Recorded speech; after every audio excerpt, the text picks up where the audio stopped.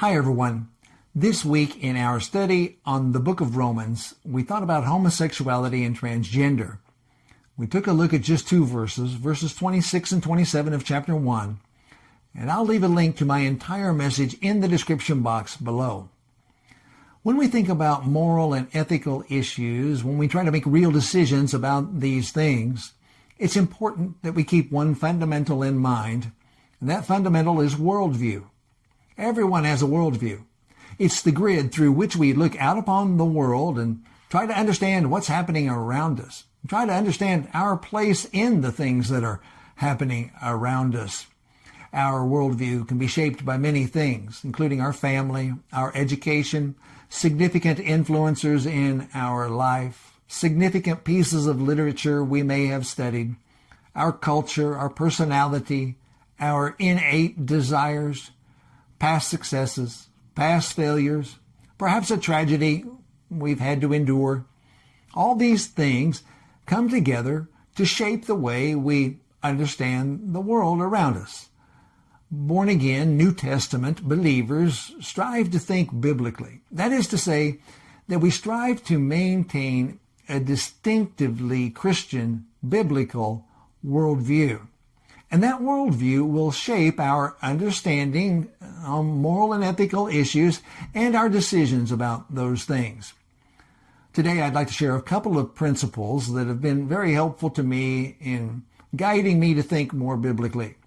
And I hope they're a help to you in your quest to think more biblically. We could start in many places. We could start with the sovereignty of God and our accountability to that sovereign God. We could think about the deity of Jesus Christ or the inspiration of the scriptures or human beings being created in the image and in the likeness of God.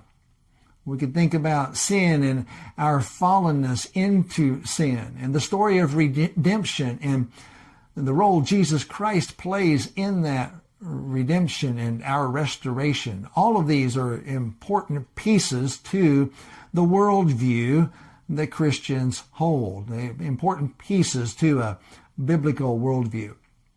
But today I'd like to start with this one: significance. How do we gain significance in this world? We all want significance, right? We're all trying to have some measure of significance in the world in which we live. Does our significance come from achievement, personal achievement?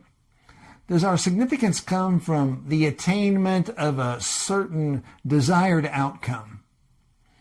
Does our significance come from the fulfillment of a deeply held desire for a particular feeling? Is that where our significance comes from? The Bible would point us in a different direction, and the Bible would teach us that our significance comes from honoring and praising and magnifying the greatness, the supremacy of Jesus Christ. That's where significance comes from. Our significance is directly related to lifting up and honoring and praising and magnifying the worth of Jesus, the treasure of Jesus in our life, our day-to-day life. Our significance comes from a person looking at our life and saying, there's something different there, something that's unusual. What's unusual about that life is there's a different priority, and the priority is Jesus Christ. The priority is magnifying, honoring, praising, lifting up, cherishing Jesus in that individual's life, as opposed to cherishing my own will and my own desires and my quest to make known and make great my own name. Our significance comes from making known the greatness of the name of Jesus Christ. That's been a very important principle to help me to think more biblically, even as it relates to moral and ethical issues. If I want significance in my life, I need to magnify Jesus, and he needs to be seen as being the most important aspect of my life, which means his teachings are important in my life. The second principle I'd like to share is truth. Now, we all know there can only be one truth about a particular point. And there can't be multiple truths, or that would be contradictory. There can be multiple opinions, of course, but in the end, there is only one truth.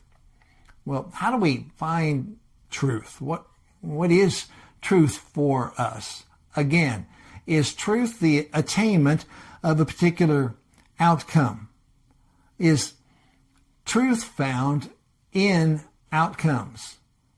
If we thought along those lines, we'd be thinking along the lines of pragmatism or utilitarianism, big words that relate to outcomes. Pragmatism teaches that whatever it takes, whatever works to achieve a desired outcome, well, that's right and that's good.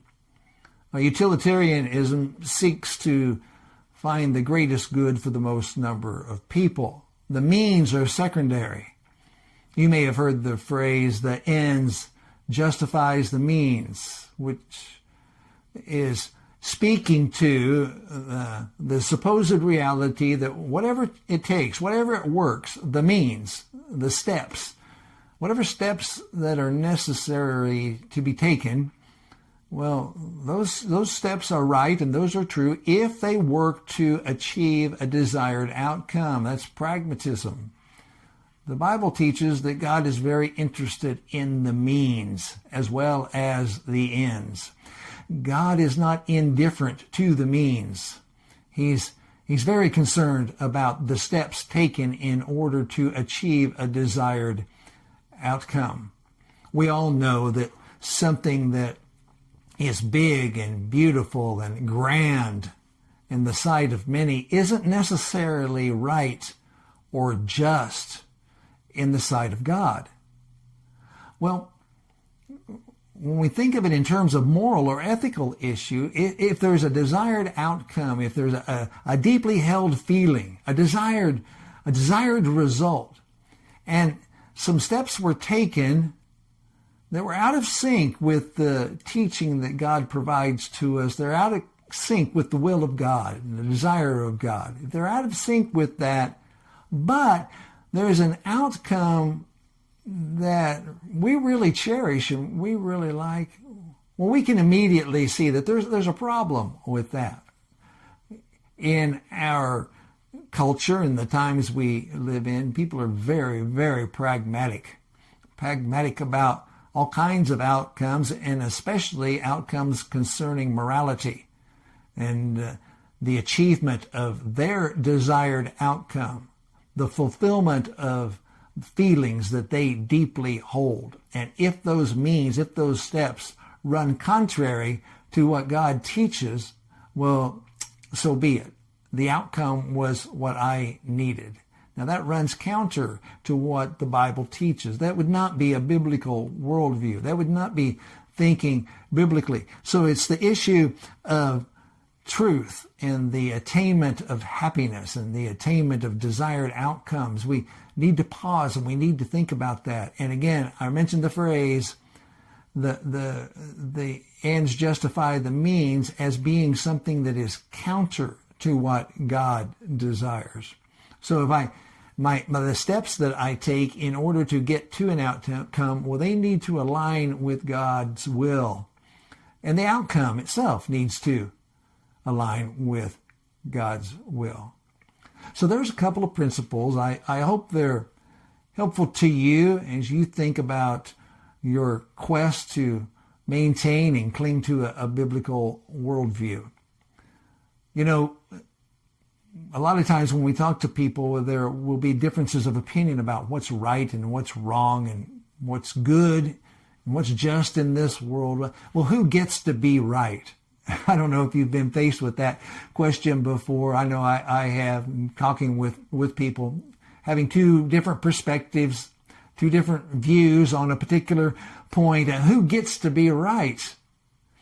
And that's where a biblical worldview comes in. That's where thinking biblically comes in. I don't get to have my own personal preferences. The other man doesn't get to have his own personal preferences. The preference that counts is the biblical preference. And of course, we strive to understand what that biblical teaching is, right? That's part of our growth process, is coming to understand that. But it's a great tool that we have, and a great gift that we have that God has given, that no individual, no one group of people gets to be right all the time on these moral and ethical issues and on doctrinal issues and ways to live, those kinds of questions.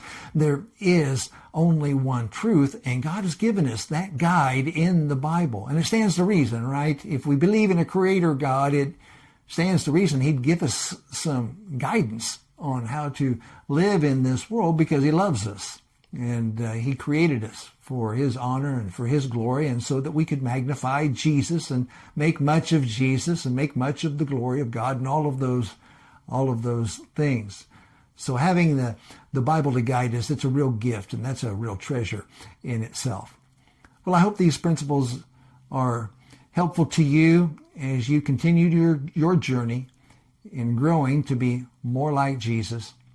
Thank you for your time. You have a good day.